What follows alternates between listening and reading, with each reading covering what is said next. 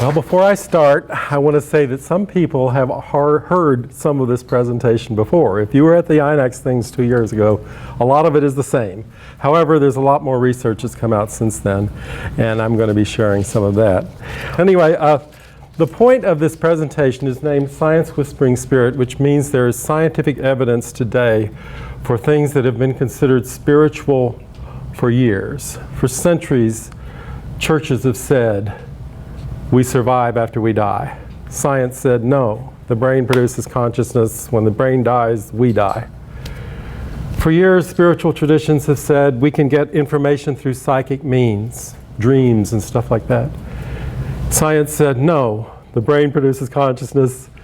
There's nothing like that. Materialist science said no. And then we had things like, oh, the universe is created. Spiritual traditions said that. Science said, no, it's accidental. But it's what's happening over time is with things like quantum physics showing a lot of things that seem almost downright spiritual, and that's what I'm going to get into. And so much research in the areas of science, in areas like psychic phenomena and consciousness survival after death, the two are starting to come together more and more. A few years back, science was over here and religion was over there, and you couldn't be a scientist if you were religious, and you couldn't be religious if you were a scientist. And that's not true anymore. They're starting to come together. So how did I get interested in this? Well, we'll start off with, if I can do this right, I was in college, and I signed up for a Silva mind control class. Anybody know about Silva mind control? I thought, well, it was just interesting because they said you can learn a list of 40 items and you can go to the grocery store and remember 40 items. Okay, so I signed up and I learned that. But the more important thing that I learned is that I was psychic. There were lots of people that were psychic, and I thought, I didn't know that. For example, they asked you to do these cases where they gave you a name of someone and said, what's wrong with this person physically? And they gave me this name of this woman, and I went into my meditative state, and all I saw was a bolt in her knee. And I thought, I can't do this. All I'm getting is a bolt in her knee. And they said, well, that's right. She had knee surgery, and she had a metal implant put in her knee. And I thought to myself, what are the odds? How could that happen? And then other people were doing it, and they were getting it right. And there were mistakes. There's no doubt there were lots of mistakes. But there were so many that were right that I was thinking, this is statistically significant. This would ace a statistical significance test. So I went to the professors on the other side of the hedges at Rice, as we called it, the real academic types. And pretty much they said, oh, no, it's just woo-woo stuff. It's just garbage. So nobody was really looking at it at that time. But more and more, it is happening. Well, this is what they pretty much were telling me it was happening.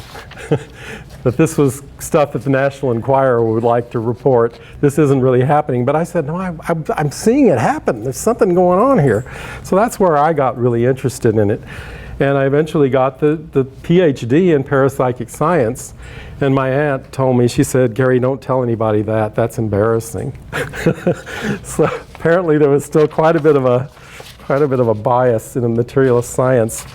And where did that all come from? It's kind of surprising in a way, because Isaac Newton is basically the beginning of materialist science, and yet he was a deeply religious man.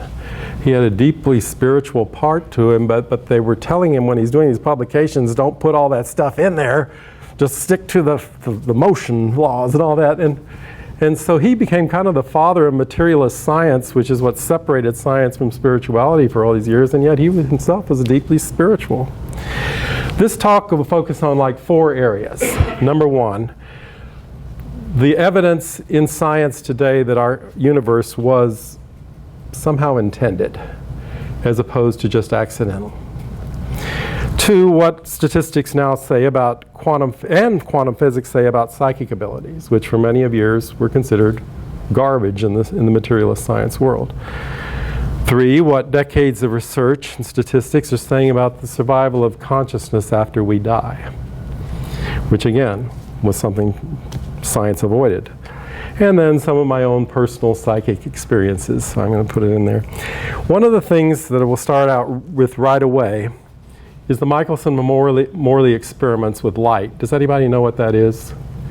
What has been proven and shown through experimentation is that if an observer observes light and it goes through these 2 little slits, those light photons become particles. When they're not observed, they're waves. That is so hokey that scientists for a long time said this can't be true. And they started doing all this research, and yes, it was true. If it was observed, they became particles. Even if a machine observed it, and they go through the research later, but if it was only happened and then they got the results and no one had observed it happening, it was always a wave. That pretty much says in a way that somehow consciousness is involved in the physical world and can affect it. There's one person in this room who knows the name of that dog. That's my dog, Daisy. And before I get into too much, I'm going to talk a little bit about some of my own experiences. My mother was fairly psychic. And that's another reason I got interested in this. You know, when I was working in Washington, D.C., I was at Georgetown University at the time. My brother was going to a medical school interview in New York City. It was the middle of the week. He called me up. He said, "Can you pick me up? I'd love to spend the weekend with you." And I said, "It's the middle of the week. You're in New York City. I'm in Washington, D.C. "Yeah, I'll pick you up." So I drove up to Washington, D.C. on a Thursday night, picked him up, drove home to D.C., 400 miles round trip, get home in the middle of the night, go to work Friday morning. As soon as I get to work Friday morning, my mother calls me. She says, "I had a strange dream." She said, "It was so real. I was dreaming that you and Charles are on a freeway. And what's going on?" She never called me on Friday morning, but she would get things like that. We were on a freeway that night, and she had dreamt it. My mother also witnessed what they call the miracle of the spinning sun.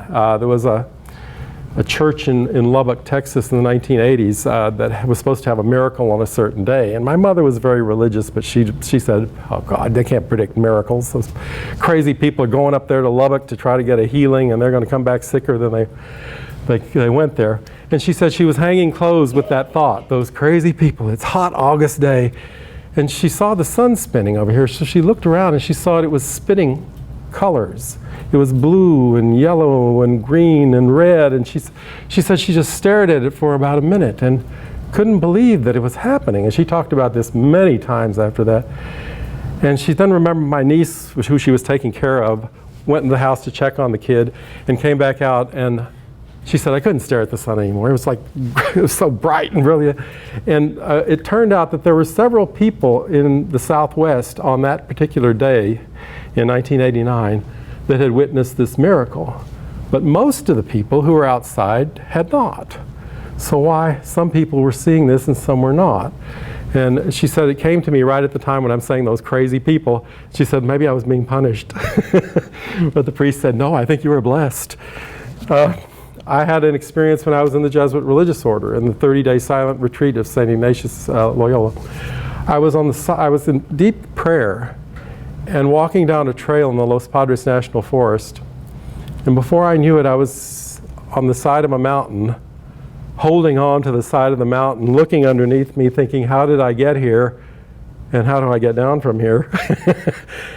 I still, to this day, don't know what happened, but it had to do with kind of a change, and because of my deep prayer, somehow I lost my consciousness for that moment and ended up on the side of the mountain. And I did get down, but it was like, what happened there? I still don't know. My aunt had a near-death experience. She witnessed her deceased brother and her deceased father, and they told her that it wasn't her time and she needed to come back. So I had that exposure to NDEs as well. She said that was such a transcendental experience, it totally changed her life, which is so true of people who had NDEs. Anybody in here had a near-death experience? Some transcendental ones. Maybe share with them. First part of this talk, like I said, is our unlikely universe, why it shouldn't be here. Well, what we know in physics today is that there are 26 physical constants that we know in particle physics. There are things like, the speed of light. We know what gravity constant is. We know the weak and strong forces of atomic forces. We know Planck's constant. And all these things come together. And one of them that shows that something weird is going on is the rate of expansion of our universe. We know it's expanding, which for many people, Einstein himself couldn't believe it until they showed the evidence. Our universe is expanding, and it's not only expanding, it's expanding at such a weird rate that if you made it slightly faster, there would be nothing would have formed other than atoms, because the atomic bonds between atoms would not have allowed molecules to form, which means no planets, no suns, no life. If it had been slightly slower, there would be too much gravity for the things and everything would collapse in on itself. And I don't know how they do these calculations, but several cosmologists have calculated this. And one of them that I like, and the one that came with the biggest piece of research was, oh gosh, what was his name? Brian Swimmey. And he calculated that if this rate of expansion was a trillionth of a trillionth of a trillionth of 1% slower, we would never have been able to, everything would have collapsed with gravity. If we were a trillionth of a trillionth of a trillionth of a percent faster, nothing would have formed except atoms. So that's a pretty small probability, a very small window of opportunity. And there are several cosmologists over years that have actually looked at that, and they said, what are those odds actually? Well, it's kind of the same odds as having a tornado blow through a junkyard and leave behind this 747 that works. Somebody else calculated, he came up with a different probability. He said it's like shooting a bullet at the target on the moon, and it's such a narrow target that it would have to be greased for the bullet to go through it, and you get one shot. And these are different people.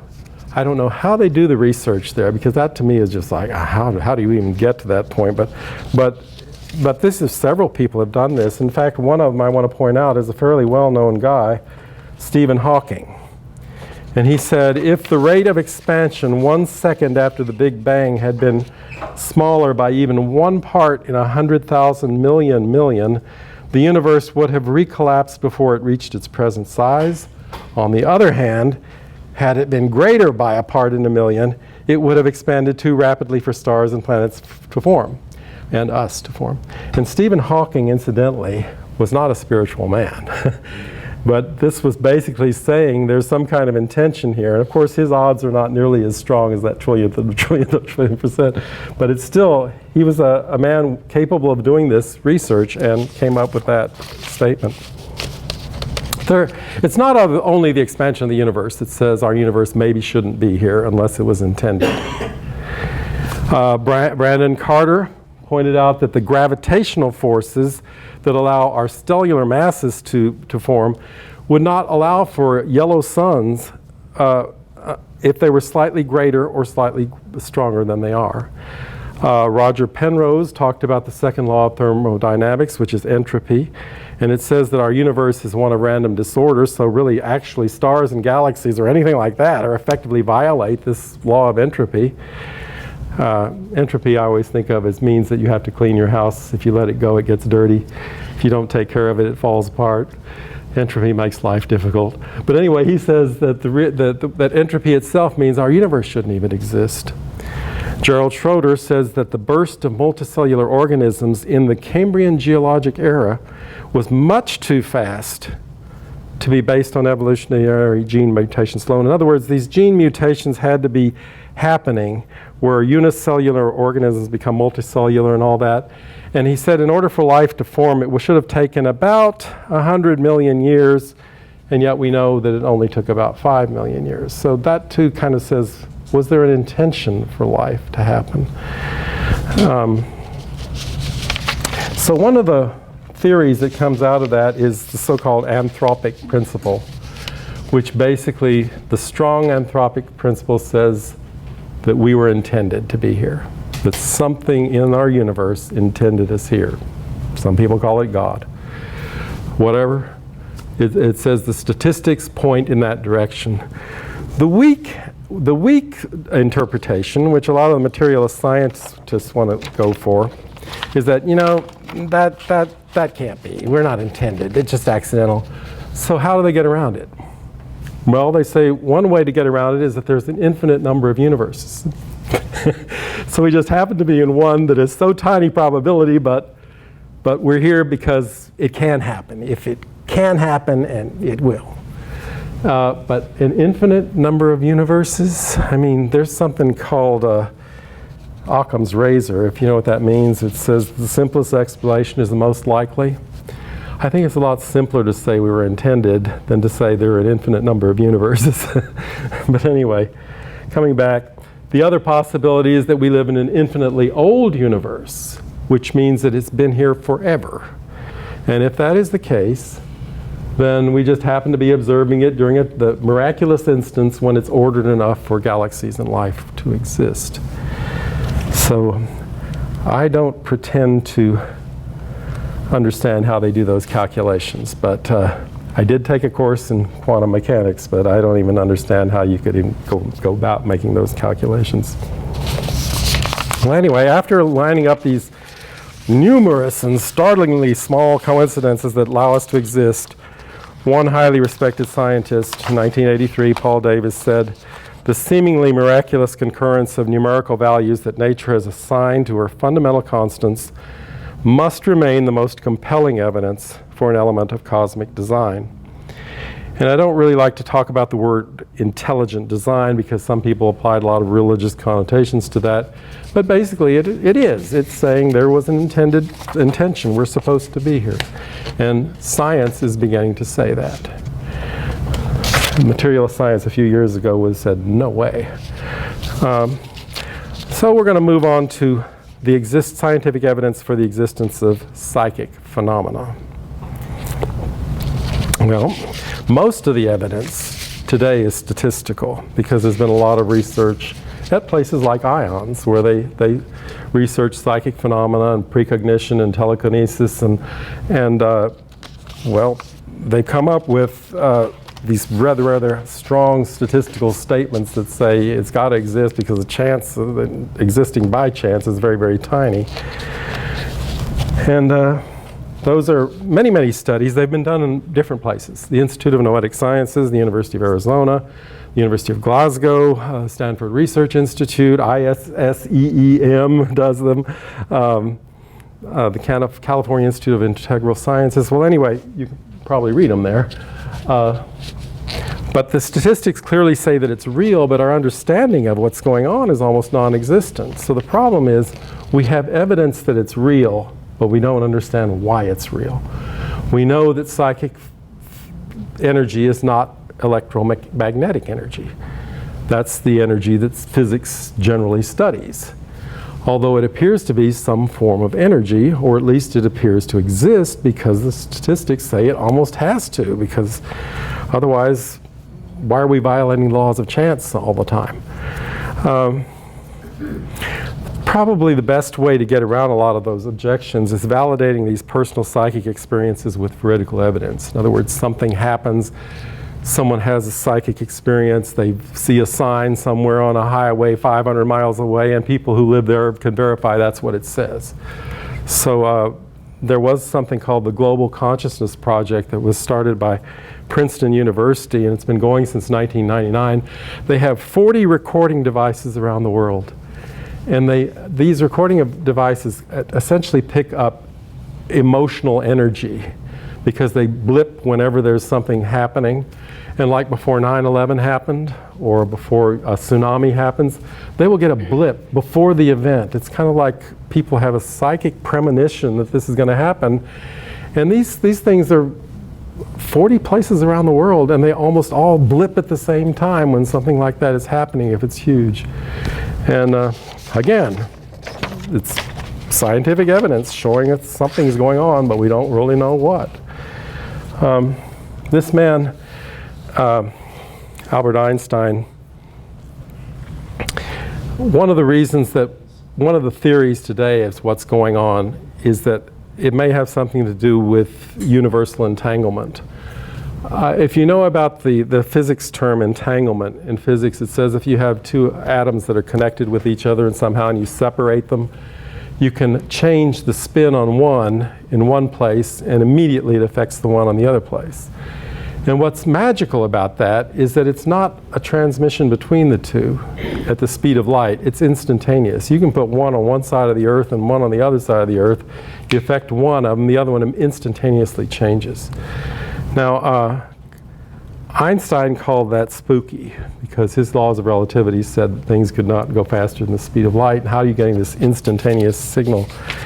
But it may have something to do with psychic phenomena, because it has been experimentally verified. Again, I don't know how they do that. But I'm trusting what I read, that all the research says that it has been experimentally verified. And those 40 recording devices is one example of it. And there are all different kinds of other things that, I don't want to get too lost here. One of them is Greg Braden's story of the medicineless hospitals in China, in which people would do psychic healing on someone. And they were actually healing cancer in these medicineless hospitals by going into meditative states and prayerful states. And he was witnessing it happening, so he wanted to videotape it. And he did. He videotaped a cancer tumor actually shrinking when one of these sessions was going on. And he was so amazed by it that he brought it back to the American Cancer Institute, and they sent some people over to witness it. And I thought it was so fascinating, the bias that was involved there. They said, yes, this is miraculous. When we find a cure for cancer, we're going to have to study this. It's like, well, can't we kind of study what they're doing? But again, it was that materialist paradigm of science that's been slow to accept the evidence for things like this. So why is that true? Why has science been hard to accept things like psychic phenomena? Well, one is we trust our perceptions. And our perceptions tell us a lot of things that are wrong. If you look at that list, it seems like the Earth is flat. It looks that way, but we know that's wrong. Looks like the sun moves around the Earth. It comes up on one side and goes down on the other. We know that's wrong. But time always moves at a constant rate. We now know that's wrong. We found some very weird things in science. For example, if you're moving at the speed of light, which is technically impossible because we're physical beings, but anyway, if you are moving at the speed of light and you flash a flashlight in front of you, it moves away from you at the speed of light. Now logically, our minds tell us that can't be, it's moving twice the speed of light.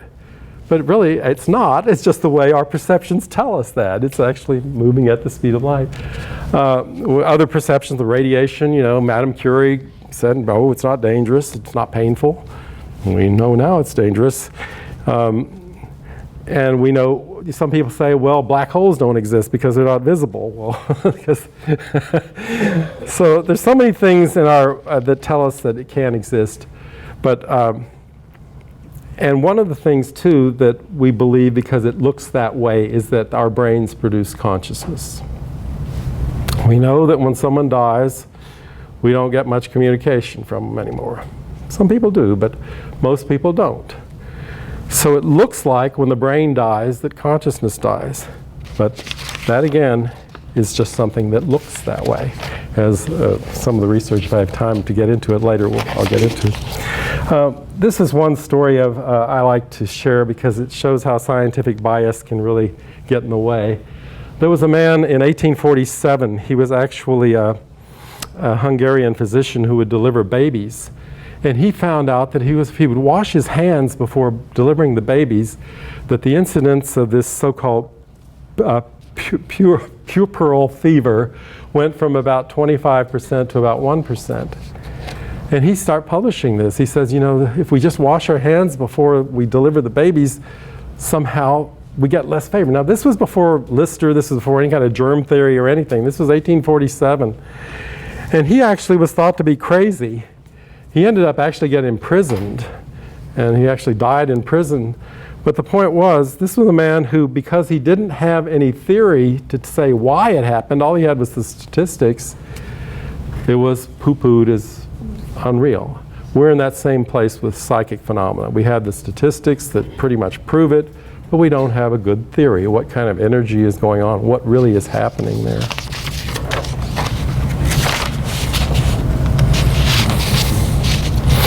There is a fair amount of research in quantum physics that's starting to bring up this kind of spiritual dimension. I kind of don't want to go there too much because some people kind of throw quantum this into everything and say, well, that's what's happening without understanding it. But there are some things, and one is like that when you observe light, it becomes a particle. If you don't observe it, it becomes a wave. Those are the kind of things that are telling us psychic phenomena can be real. This is another example of the kind of bias you run into sometimes. The Skeptical Inquirer was a magazine done by Ray Hyman, and he didn't believe any kind of psychic stuff, and he was saying, we need to show these people are just a bunch of hokum pokes. So the University of Arizona scientist Gary Schwartz wanted to study John Edwards' psychic mediumship. Anybody know who John Edwards is? He's a psychic medium. And John Edwards thought it was a great idea because he wanted to get some validation of the things he was doing. And they came up with very strong evidence that he was statistically correct. At least so much so that they couldn't deny that it was going on. And Hyman simply said that, what did he say? He admitted that the research evidence, in this case for remote viewing, was strong and that he could not find any flaws in the experimental protocol. But he said that it must have flaws because the results would mean that psychic skills are real, and that simply could not be true. So basically he had made up his mind beforehand, and this is really what a lot of the materialist paradigm bias comes from, is having a view of the world that doesn't include it, and you can't accept the data that show that it does.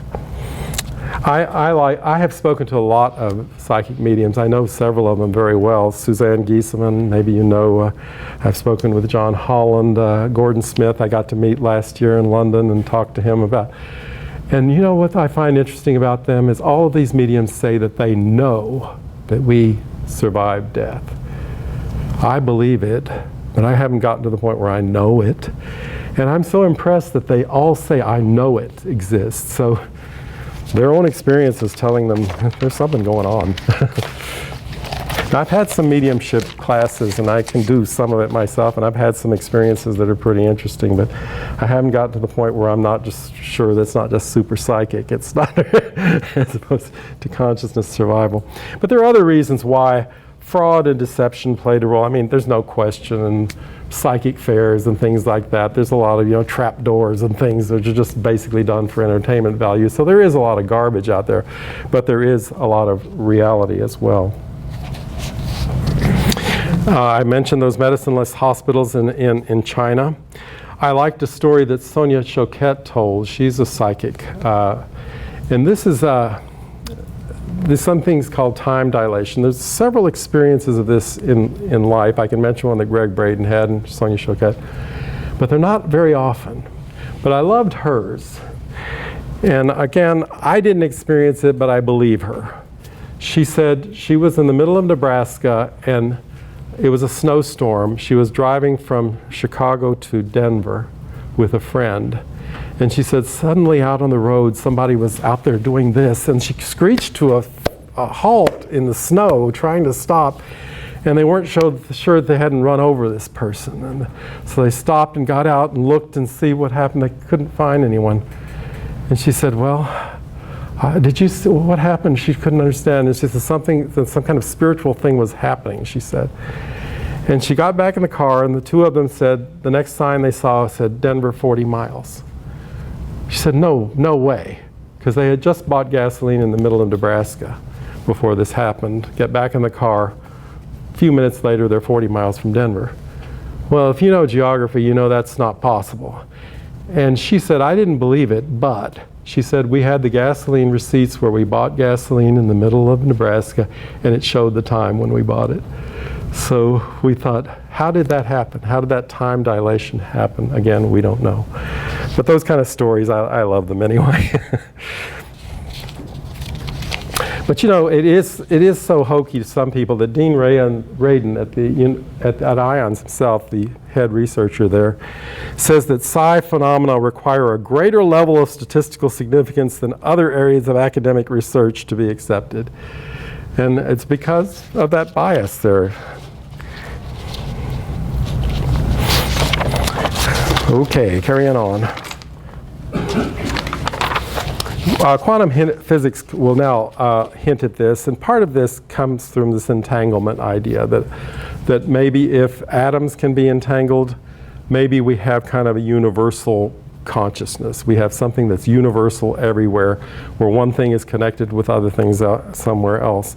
And the Copenhagen interpretation of psychic phenomena says that the Michael Morley experiment has a lot to do with I'm getting a little confused here. Effectively, what it says is that our consciousness produces reality. By observing the light, it turns a particle. It says your observation, which is consciousness, affects it. And people say, well, no, that doesn't make sense either, because your eyes are physical, your brain is physical. So if you're observing this and it's changing, how can the eyes, which are physical, change this physical thing through some kind of psychic method? Well, what's really happening is, well, kind of lost my thought here. Well, I'll just move on. Physicist Peter Russell concluded that space and time are not the fundamental dimensions of underlying reality, but they are dimensions of consciousness. He wrote a book called From Science to God. He came to a belief in God through science. He did not believe in God, and he says all this evidence kind of says, yeah, there's something intended here.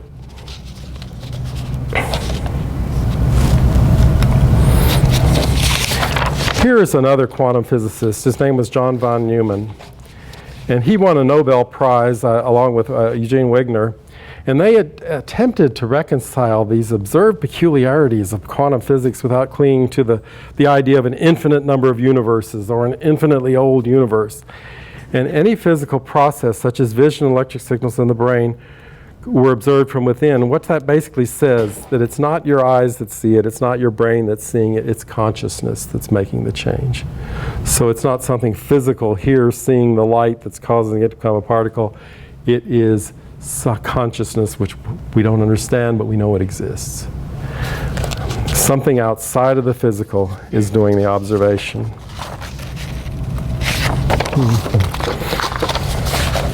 Well. Can I see the cartoon? I was reading the cartoon. Okay, we'll back it up there. Anyway, there's a relativistic quantum physicist by the name of Olivier Costa de Beauregard that took it even farther. And what he said was this thing down here, which you can read it, maybe not. He said that the non-classical implications of quantum physics demand that psi phenomena exist. That's the word he used, demand. And his book described the logical arguments of quantum physics that brought him to that point. It's actually out there on the internet, Costa de Beauregard. And here's another one.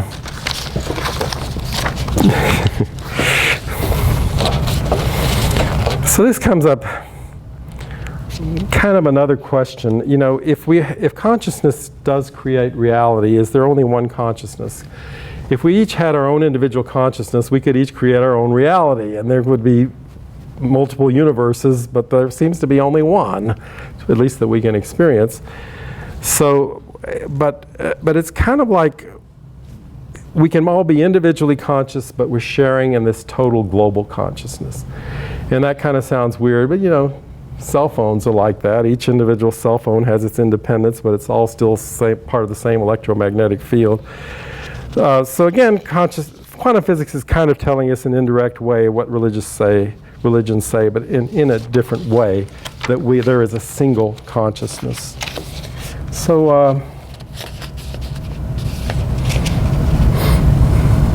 I'm going to move on. It says the reality of psychic phenomena is statistical, but it is significant. I like to give one example of this, and some people say, this is a very practical thing. You can actually do it yourself. You take a deck of cards, and you pick out a card, and you say, I want you to tell me what suit I've got here. I'm not showing to you what suit do I have. Statistically, randomly, you would get 25% accurate. Repeatedly, research around the world has shown that people get about 32% accuracy. Meditators have been found to get closer to 50%. And Dean Radin at IONS on his meta-analysis research shows that meditators get about 50% right. Okay, that doesn't tell you much. You can't apply that. You can't use that to pick lottery numbers. But 32% when it should be 25%, and meditators get 50% when it should be 25%. That's one of those statistically significant things that you can apply at home. It's not like, you have to go to somebody else's research. You can try that, and I invite you to do that if you want. Here are some of, and I hope you can read this. There have been 1,700 experiments with 10,000 participants in 48 laboratories around the world, and here are the probabilities that things are due only to chance. Telepathy, 1 in over 10 to the 16th power. So there's something there. Precognition, that is knowing something before it happens, 1 in over 10 to the 10th power. And presentiment, that's having an emotion before it happens, or feeling an emotional, like looking at a picture and feeling the emotion of it before you see it. 1 in over 10 to the 8th power. Remote viewing, which was used in military applications.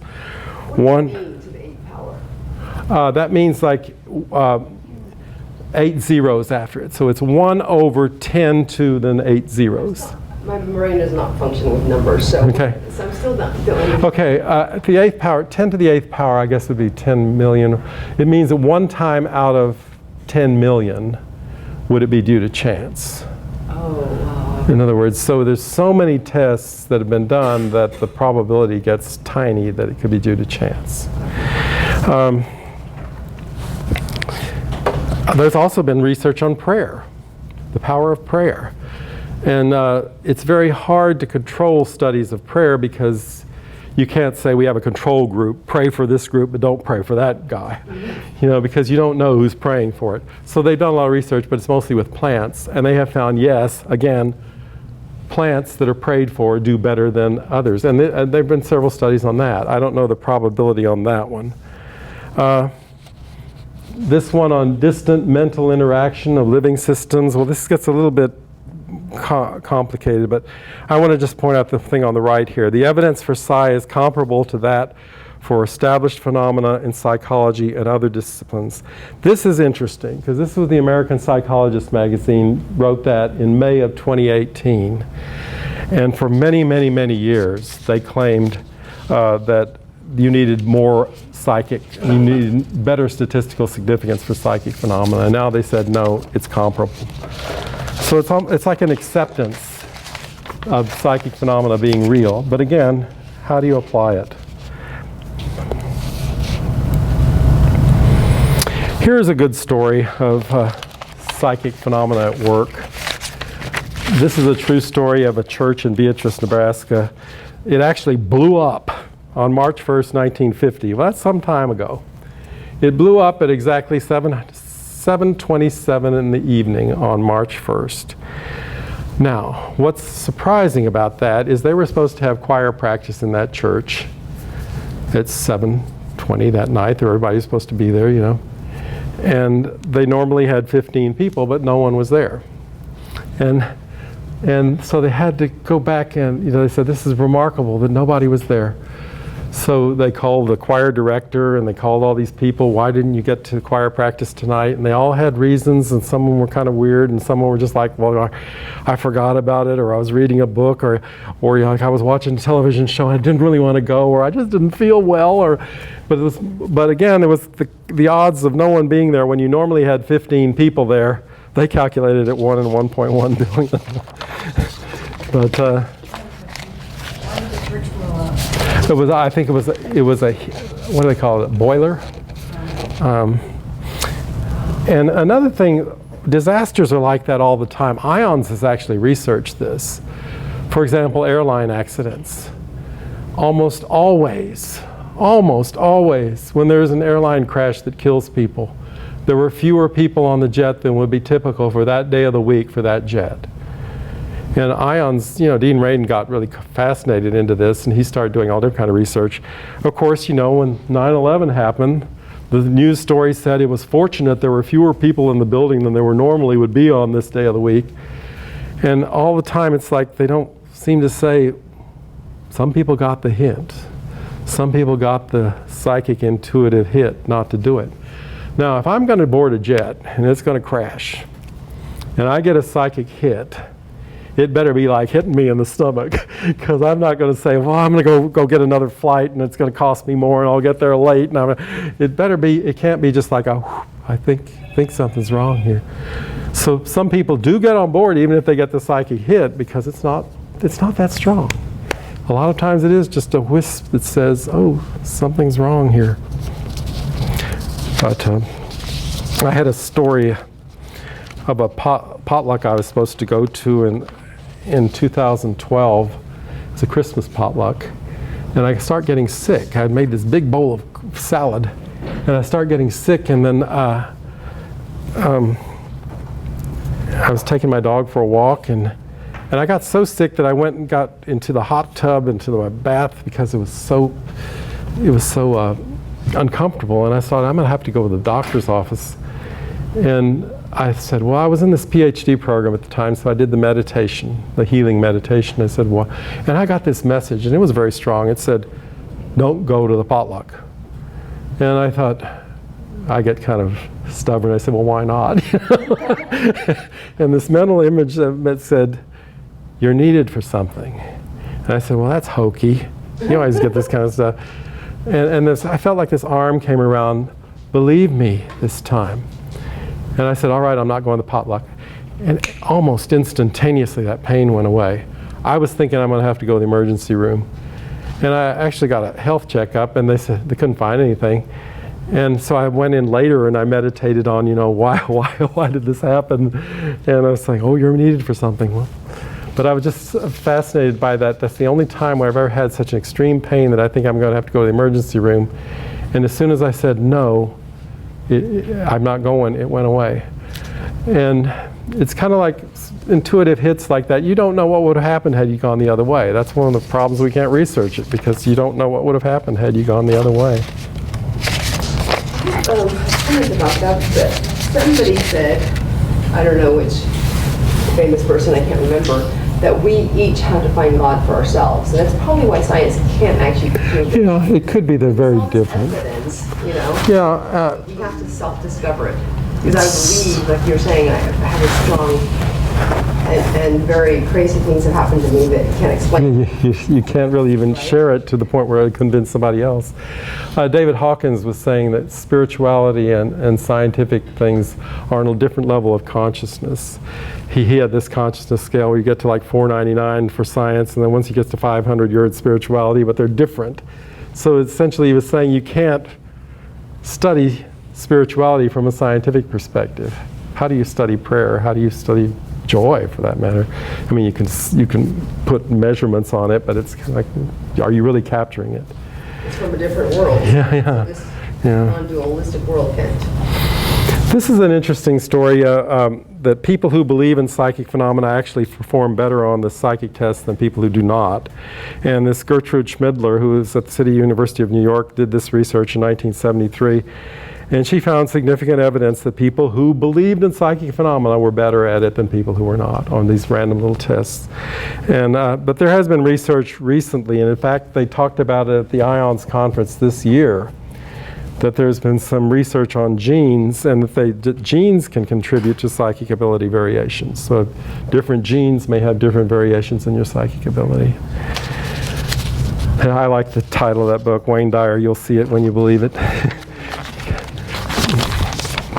Okay, there's one question that people often say, and it's in my book: why don't psychics win the lottery if it's real? Well, we have the research that shows it's real. There's two good reasons for that. Number one is that 32% accuracy thing is not 100%. So what we would do is increase your probability of winning the lottery about 5 times. But let's say you buy a Powerball ticket. The odds of winning a Powerball in one draw is 1 out of 292 million. So if you improve that by 5 times, you're still talking about 1 out of 58 million. So you're not going to get a lot of psychics winning lotteries by choosing them psychically. And the second reason has to do with some research done by the Silva Foundation, the Silva mind control people, in which they found that the percentage accuracy in psychic phenomena really goes down if you're using it for a self-serving purpose. Now, even if you're going to donate the lottery winnings to charity, you might be adulated for picking them right, you know, so it's kind of like that gets the ego involved. And I used to like what Sylvia Browne, the famous psychic, used to say. She wasn't as accurate as she said, but she was accurate enough to be popular. She said, if you lose your purse, I can find it. If I lose my purse, it's gone. Which is a way of saying you can't use it for selfish motives. It's intended somehow to be used for other things. Again, there's one person in this audience that knows the name of those 2 dogs. That's Daisy and Greta, my dachshunds. And I bring them up here because animals also have been shown to have psychic abilities. And I always like to, I was lucky enough this year at IONS to sit, Rupert Sheldrake sat down next to me. He's the man who wrote the book, Dogs Know When Their Owners Are Coming Home. And I shared with him this story that I want to share with you now. Is Daisy the black one used to sit at the top of the stairs when David Hall over there would come home from work. He would come home about, he worked at Visa, he'd get home about 11:30 at night, was it? And Daisy would go out at the top of the stairs and wait for him to come home at about 11:20 every night. Okay, and March 12th we went on advance time. It wasn't this year, I think it was, but anyway. And I thought, well, Daisy's not going to be out there this morning because we're an hour earlier than we were before. And 11:20, she went out there. So it's kind of like, there have been research on dogs and that they do know when they do have some psychic abilities. Okay, let's get into that part on consciousness survival. One of the things that IONS has really gotten into now, and they used to say we put consciousness at the bottom of a pyramid, and we can. And it used to be always like matter was down here and consciousness is way up at the top. They said we got that backwards. And there's a man who wrote a book on upside down thinking. I've got here. It's a wonderful book. Talks about how consciousness really is primary, and what that says is that our brains are not produced, our brains do not produce consciousness, but consciousness produces our brains. Now it's studying that is very difficult too. But more and more in quantum physics, what we're seeing is that there is evidence for that as well, that our brains are actually produced by consciousness. You couldn't explain any of those psychic results if our brains actually produce consciousness because they're not connected with any other brain. So how could you be psychic, or how could you be psychic over time or anything else? So this is kind of a difficult area to talk about, but really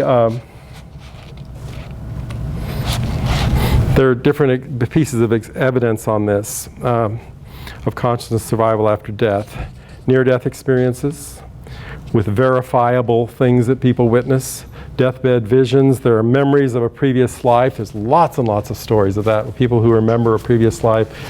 Swarnlata Mishra was her name, and she actually went to a village that she had never been in, remembered having been there from a previous life. She could identify people she knew, saying that they looked older than she remembered them.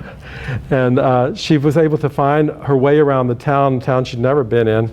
And people a lot of times get these previous life memories that are so strong. I had one myself, kind of. I had these memories of being an Indian, and it seemed to me like in a desert terrain in the mountains. So I did a meditation one time, what does this mean? And I kept coming, Anasazi Indians, Anasazi Indians. So I thought, well, maybe so. How do I prove that? But I always felt like it was, I went to the meditation one time, and it said, you were an Indian in the Winchester Mountains of Arizona. So I started looking it up. I couldn't find Winchester Mountains anywhere. This is many years ago. Then they started coming out with Google Maps and stuff, and I did find Winchester Mountains, and they were like 50 miles east of Tucson, out in a very remote part. There's hardly any roads that go there. But the problem was the Anasazi Indians never lived there. They were up there in the Four Corners region of Arizona, New Mexico, Colorado, Utah. So I thought, well, something's not fitting together here. First of all, that Winchester Mountains thing, when it first came to me, it sounded hokey because Winchester is not an Indian name, but it was the name that it's known by today. But then I was reading a newspaper, it was now 6 years ago, and it said, and I just felt this thing go up my spine, it said, Anasazi settlement found in southeastern Arizona, 200 miles south of where they thought they had only existed, that they never thought they were down that far south. And I thought, that's right in the Winchester Mountains. So who knows whether that's true. It could be coincidence, but that was my meditation. And didn't fit together until that story came out. And it's like, oh my God. Well, also you have apparitions, shared apparitions with perspective.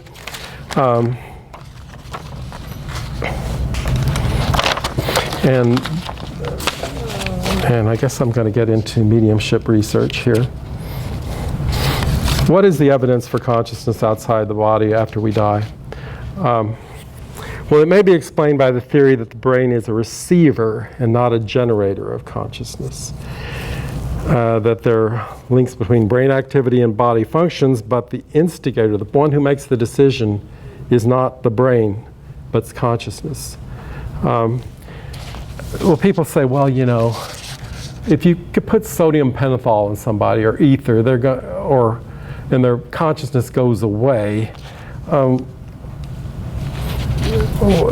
doesn't that show that the brain produces consciousness? Well, the theory is our brain is kind of like a television receiver. In other words, the television signal is out there. The television is picking up the signal.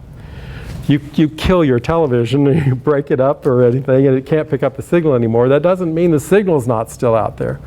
So basically what it's saying is consciousness is that signal out there. And our brains are like the television set that pick it up. And it's kind of the old theory of just, does the radio produce the music? No, it doesn't. It just picks up the signal. Some people say, well, maybe it's just a pleasant idea that consciousness survives death. But you know, from a scientific perspective, there's more evidence that consciousness is transmitted by the brain than is actually produced by it. And psi is a big part of that. Like I said, psi couldn't exist or couldn't be real if consciousness is produced by the brain. When we get these transcendental near-death experiences again, that are repeatedly documented with verifiable evidence, NDEs are scientifically allowable under the transmission theory. That means that the brain picks up consciousness, but they're inexplicable under the production theory that the brain produces consciousness. Out-of-body experiences are like that too. If your brain produces consciousness and you have an out-of-body experience that takes you to another state somewhere and you're looking around and you're witnessing things, how can that be part of your brain? Unless the consciousness is not really directly attached to the brain. Let's see which time I got here. I'm going to try to kind of move this along a little bit more.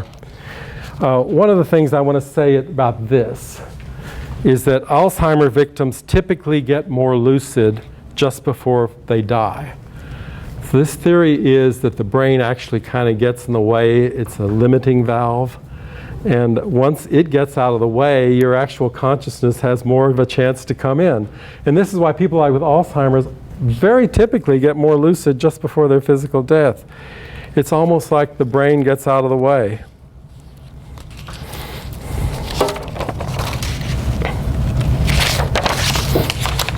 And again, what about this drug-induced? That means like if you knock yourself out, your consciousness is still there, but your brain's not able to pick up the signal. There was one guy who so much didn't believe in this that his name was Dr. Wilder Penfield. He actually went into researching brain places where memory would be located in the brain, and he was taking pieces of the brain and doing all this kind of research. And in the process of his research, he finally came to the conclusion that there's no place where memory is stored in the brain. He could not find a location for it, and so he became a firm believer that consciousness is not in the brain. I have some stories. I don't know if I want to have the time. Probably can do a little bit of it. I was doing a mediumship reading one time for a woman, and this is one of these mediumship courses where you train. And I saw the face of a man right next to her face, and it looked just like her. I said, "I think it's your dad." And then and then I saw this gyroscope spinning, and I thought, all I'm getting is a gyroscope. And this woman said, "Yeah, my dad used to sell toys, and he specialized in gyroscopes." I thought, where did that come from? I was on a stage once in Las Vegas at a John Holland conference, and he asked me to meditate on stage, so I did, and I started getting this vision of this woman whose name I came up with, Agatha, and she looked like something out of the Ascot running races in Britain or something, long evening gown, very British looking with a parasol. And then John Holland started doing this reading on this woman, and he's coming up with this name of Agatha or Agnes, and it turns out it was her grandmother who had fit this description, you know, of this Ascot race with the parasol and all. I thought, how did I get that? And I've been in an audience too with mediums where the person next to us, we were both getting the same message as the medium was getting. And we thought, this is unlikely. Another time I was in a mediumship session with John Holland, there was a woman behind me who started crying because he gave a message to her. And after it was over, because I had talked to her earlier, I said, "Why did you cry?" She said, "Because he told me something about my deceased husband that no one on earth knew, because it happened during we went to a restaurant and we shared this experience, and he mentioned that." She said, "He couldn't have found that on the internet. He didn't know that. He's communicating with my husband." You know, so some of these stories are.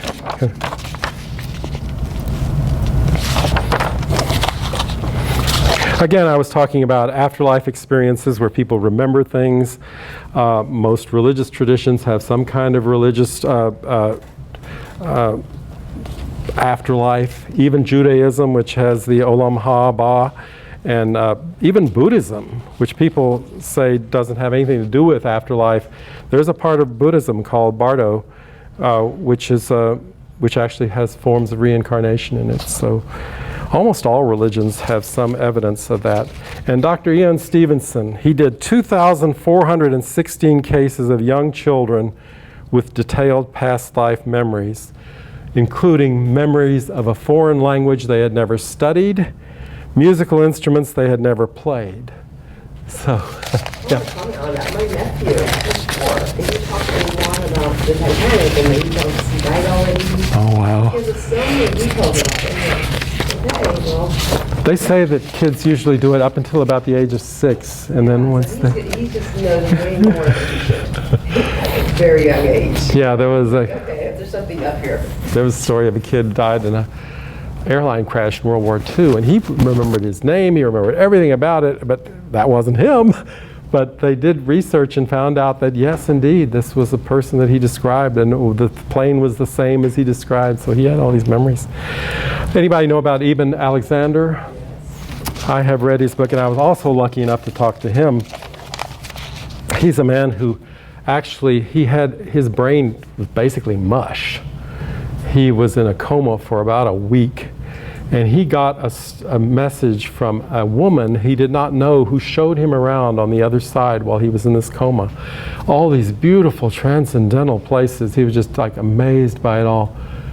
And he actually came out of this, and because they were going to pull the cord on him when he came out, and his brain got returned to normal. Totally. He wrote this book after that. You know, he was a neurosurgeon who never believed in any of this stuff. And he said, and he found his adoptive parents, who he never had known. And what was also interesting is he went to visit them, and they had a picture of this woman that led him around on the other side on their piano. And he said, "Who is that? Who is that?" They said, "That's your sister. She died before a couple of years ago, before your event."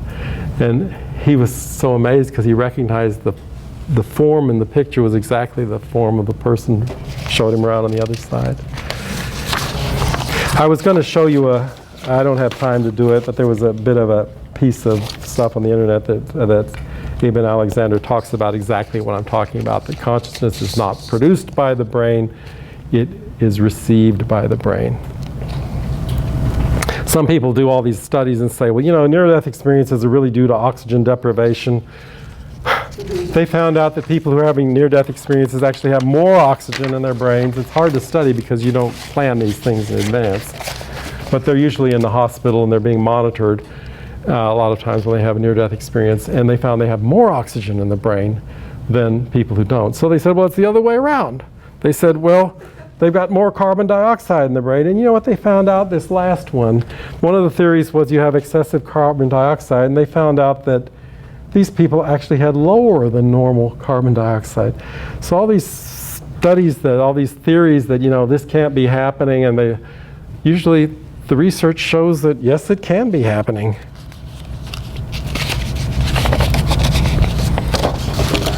Oh, and there's so many of those stories. I could go on with stories age by age. There was one that I really loved, and I think I shared it in this speech a couple of years ago.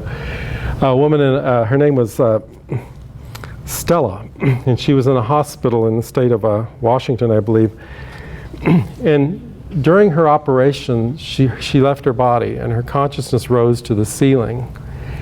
And she was looking down at herself, and she was able to describe all the things that they were doing with her, even though her eyes were covered and her.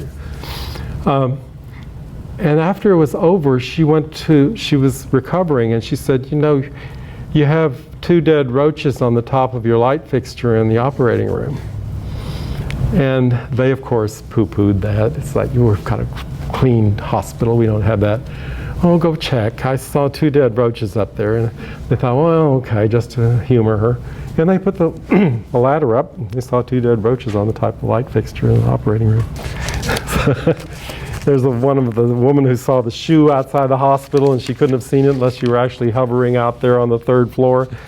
And another thing that was convincing to me way back in the old days when they were first starting doing, Raymond Moody first started doing near-death experience research, is he found that 100% of the people in his initial study of several hundred people believed in consciousness survival after death, after their event, even though sometimes the percentage that believed in it before was, you know, very small. Now, since then, there have been exceptions. Most of the exceptions, however, are people that didn't really have a transcendental near-death experience but had a close brush with death. But the ones that seem to have those transcendental experiences where they see the light, or they feel like they're in the tunnel, they feel like there's God, or those, they almost all say they believe in consciousness survival after death. And the reason I put this thing up is because, as a statistician, if you ask if is 2 plus 2 4, and you ask a big enough sample, you're not going to get 100%.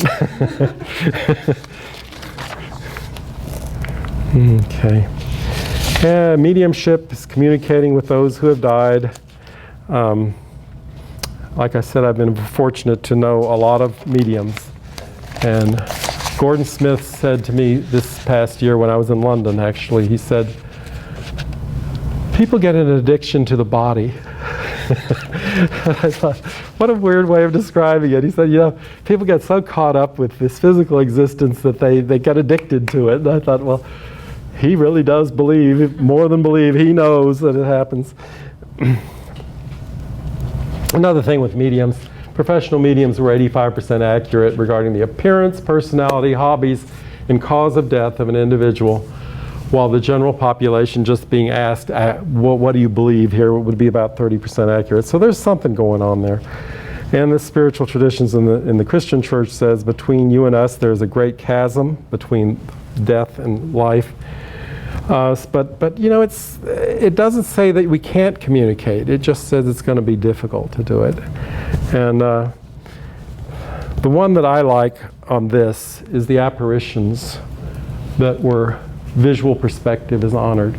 In other words, if an apparition appears in this room and I see it from this side, it's right here, and you see it from that side, I'm going to see one side of that and you're going to see the other side. Which is what's so impressive about that. It says it's not a hallucination. There's some kind of entity there because we're witnessing it with perspective.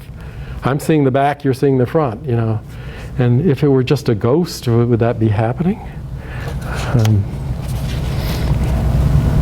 And some people say, well, the only reason you're getting an apparition is because you wanted it to happen. Well, 88% of apparitions arrived unexpectedly. My mother had a story because she was a nurse working in a hospital, and she had to hold the hand of one of the man that was dying. His name was Merle. And he said, please hold my hand, I don't want to go alone. And she's trying to tell him, well, you may have to go alone, but I'll hold your hand. And she did, and he died. And she said a few days later she was walking through the hospital and she came around the curve right near the wing where his room had been. And she said she saw him standing there in his plaid charcoal pants, and he smiled at her and he disappeared. And she said, and he was wearing clothing. And then the question comes, well, why do ghosts have clothes? Are the clothes have their own ghosts? But no, I think that the people who are able to do these apparitions, they want you to recognize them. So they bring things that are characteristic. Like in the Driscoll Hotel, they talk about the ghosts that cigar smoke or something that had a characteristic thing that they will bring to that apparition.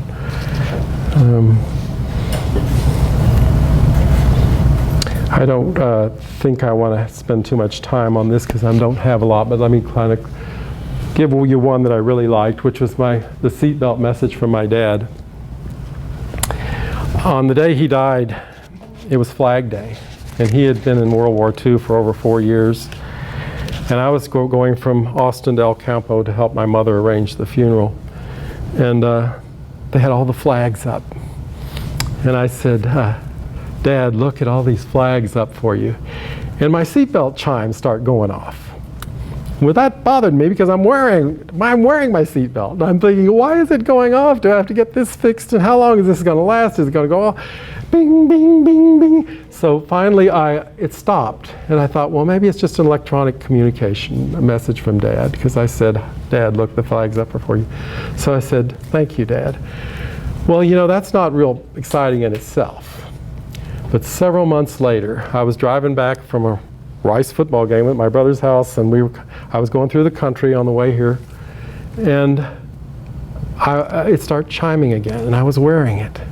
And I slowed down, and all of a sudden, this car ran a stop sign right in front of me, and we would have been at the same place at the same time had I not slowed down.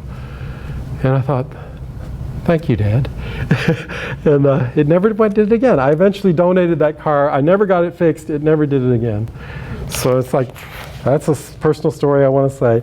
Anyway, I'm going to go ahead and close with the comment that the fascinating payoff of closing the gap between science and spirituality is that what we thought might have been magic can actually be real. And science is beginning to say that it's real, with saying the same thing as the spiritual traditions, just using different vocabulary. Okay, thank you.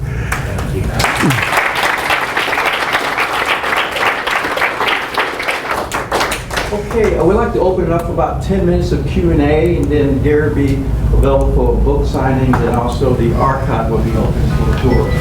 Okay? Questions? Yes, sir. I noticed during the presentation, which was very, very interesting, that you never used the word imagination once. And to me, imagination and creativity go together.